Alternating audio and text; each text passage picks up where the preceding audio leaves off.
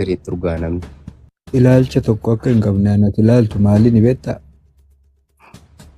Gareen isaan waliin tokkummaa hin uumne hin jiru laa hundumaa hammatanii gaafa jalqaba dhufan hundumaa bakka tokkotti fidanii inni gimboo sabaatti nafne abaawoon hin nafne hundi nafne jechuudha. Achi booda gareen isaan ittiin waliin lolle hin jiru hundumtu TPLF ilaalii warra Amaaraa ilaalii kan Oromoo silaa gaashan ol ta'e garee hunda warra Dabuubii kan akkatti isaan hunkuraa jiran kaan aqxaachaa jalaa baasanii aqxaachaa biraa jala galchan.